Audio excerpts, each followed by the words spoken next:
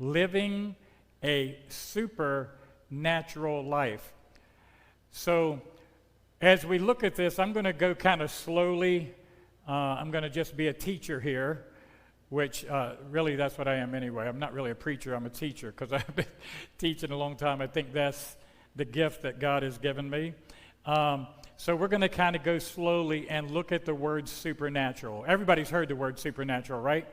And it's so commonplace today because everything's superheroes.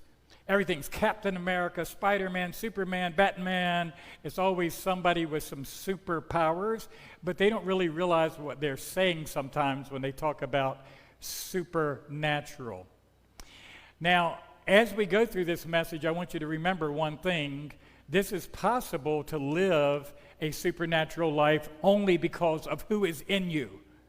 Jesus Christ is the King of Kings and Lord of Lords. He is Creator God. All things were created by Him and for His glory, and by Him all things consist, and He holds all things together. So if you say, oh, I'm going to live a supernatural life, but you haven't received Christ, not happening. Because you are not supernatural. We are very natural. We are natural. We're of this earth. We're fallen human beings. We have a fallen nature. So I'm going to go through a couple slides just to show you what I mean about super. So let's go to the next slide here. It's our first one. How many of you ever heard of superscript and subscript? Anybody ever hear of that? Okay, I was a proofreader for years, and I did graphic arts and publications and also, and even in math and chemistry, I'm pretty familiar with superscript.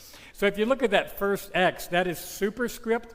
The 2 next to the X is called a superscript. So script just means writing. So when you see a number above the writing, anytime you see a number that goes above, that's called super. When you see a number that goes below, like a footnote, that is called sub. So super means above, and sub means below. Super, everybody point up.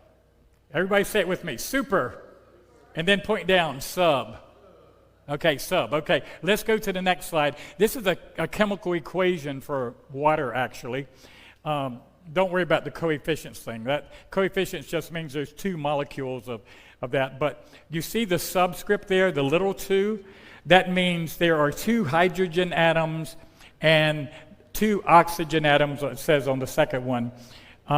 They combine to make H2O. Water is 2 atoms of hydrogen and 1 atom of oxygen. And we won't go any further with that because I would get tempted to get into that, and there's a mess up